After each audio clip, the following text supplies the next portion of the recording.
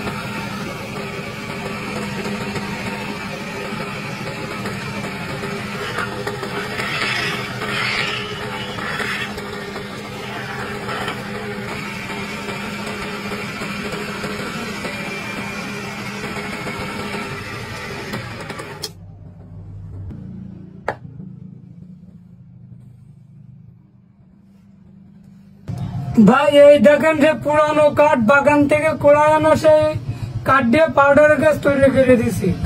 Powder কিভাবে মাখতে হবে দেখেন।